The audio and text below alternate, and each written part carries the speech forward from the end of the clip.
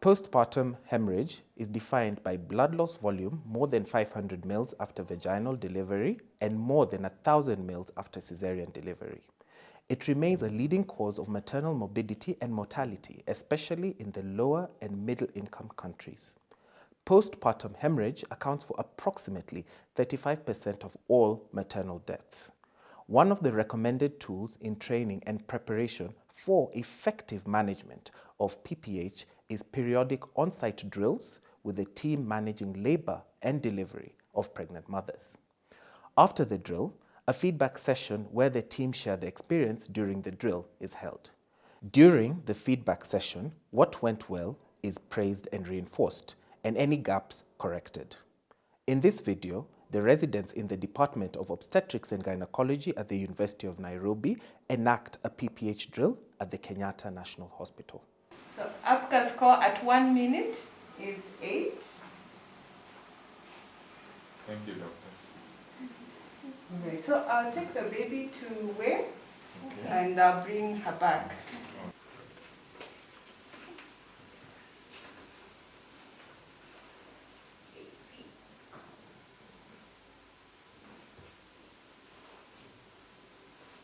Baby's weight is 4.3 kg. Everything is alright. And the baby is okay. Alright. Yeah, you can. Our baby's weight is 4.3 kilograms. Oh, wow. Such a big girl. It was big. Eh? Alright. Thank you, doctor. Is the baby okay? The baby is okay. Yes. Thank you. She's fine. We'll just finish the delivery of the placenta. We'll finish with the afterbirth, and then you'll be able to breastfeed the baby. We have Pph. Health. I feel so wet. Doctor, Please come with Doctor, me. why am I so wet? What's happening? What's happening to me? Okay, let me go. Betty. Why are you leaving? Please come back. Betty, Yes. after delivery of your baby, you've lost quite an amount of blood, Okay. more than anticipated. Will I be We are going to okay? examine you to see where the bleeding is coming from, but we're also doing everything to ensure that the bleeding is stopped. Help me, please, doctor. Temperature is 36.7. Her blood pressure is 167 with a pulse rate of 104. Now, Ira, kindly get me a urinary catheter. Period, kindly takes 16 gauge IV lines and draw samples for blood grouping and cross-match, coagulation profiles, Yes. liver function test, renal function test, and complete blood count. And start running normal saline, 1 liter. Okay. Second, kindly call the blood transfusion unit in theatre. Inform them that you have a patient with PPH and maybe call him for support. Also check her husband if he's still around and inform him that Betty delivered but is experiencing some bleeding. Okay, doctor. For yours, Yes. start infusion of oxytocin, Okay. 20 international units in Okay, doctor. 500 ml of normal saline. Okay, let me do that. Betty is sweating a lot, appears pale, and continues to have severe bleeding. Currently, 2 pads are fully soaked in less than 5 minutes. So 20 international units of oxytocin in 500 mils of normal saline running. How is the contraction, doctor? The uterus is atonic. We still have some vaginal bleeding.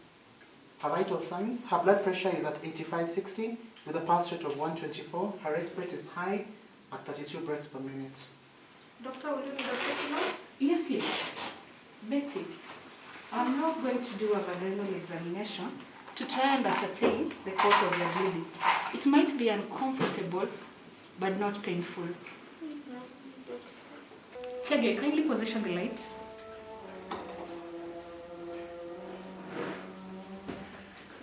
Spatula is ready, doctor. Thank you.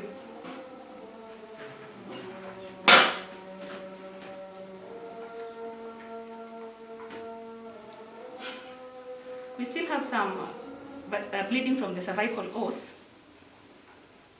though I cannot feel any retained products of conception. There are no cervical nor vaginal tears. Shaggy, kindly give me 800 micrograms of misoprostol. 800 micrograms of misoprostol here, doctor.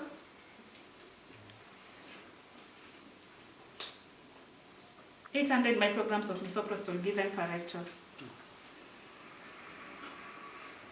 Period. Betty does not have any contraindications to egometrin. Okay. So kindly give egometrin 0.2 milligrams IM. Okay. I'll do that, doctor.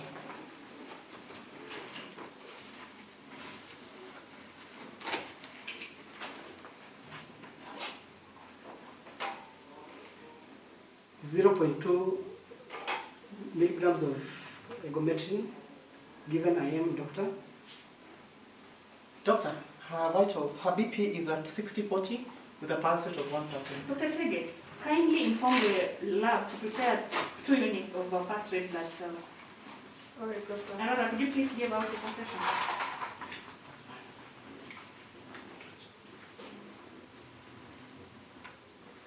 Though the bleeding has reduced, we still have some bleeding. Poliot, kindly give 0.25 IM of carboprost Okay. and tranexamic acid 1 gram IV. Okay.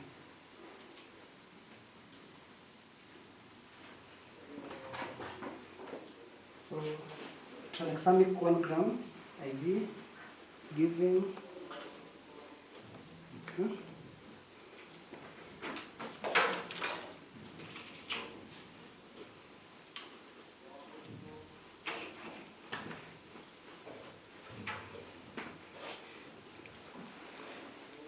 Giving carboprost.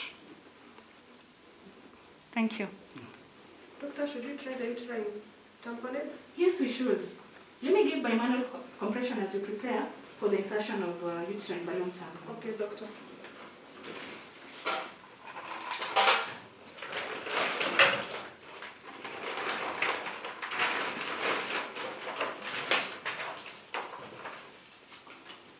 Uterine tamponade ready? Thank you.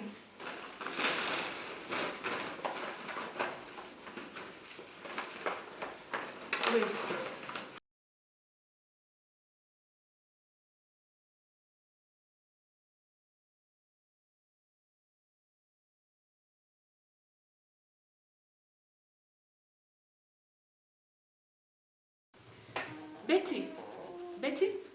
Betty, can you hear me? Kindly inform theatre that you're willing in the patient for laparotomy. We will attempt compression sutures and possible uterine artery ligation. If these interventions fail and the interventional radiologist is around, we will consider uterine artery embolization. If this is not possible, then we will perform hysterectomy. Dr. Chege, kindly inform the husband that we need to take Betty to theatre. Get consent from him. Okay, doctor. Betty proceeded to theatre where laparotomy was done. Compression sutures were attempted, but the bleeding still continued. Bilateral uterine artery ligation was attempted, which was successful. She's currently recovering in the high dependency unit with an estimated blood loss of 2.5 liters. She's currently stable. Thank you, team, for a very nice drill. I hope we have all revised and relearned and remembered the various steps in managing PPH. I have, and I hope you have too. So maybe just as a feedback or a debriefing session, what do we think went well? Arara, do you have any positives that went well? Yeah, I think there was a prompt response from the team. There was a very good multidisciplinary involvement.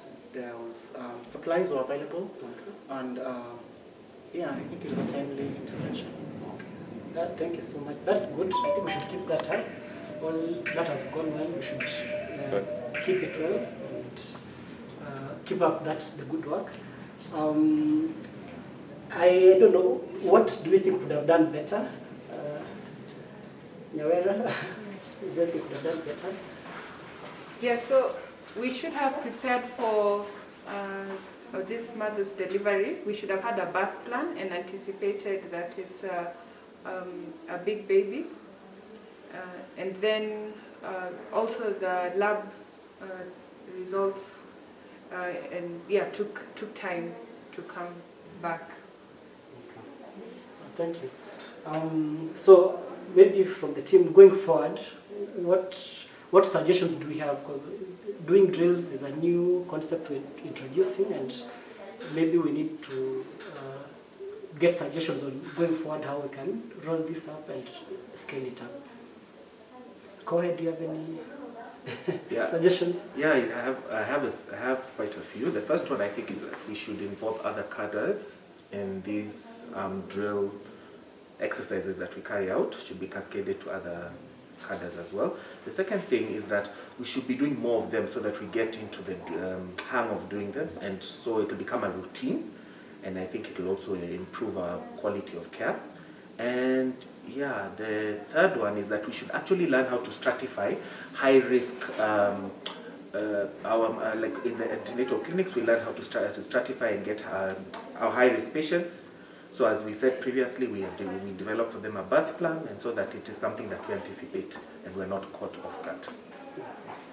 Thank you very much. Thank you, Tim, once again. And until the next drill, let's go and practice what we have learned, and let's also spread the gospel of learning through drills. Thank you very much. Thank you. Thank you. Thank you.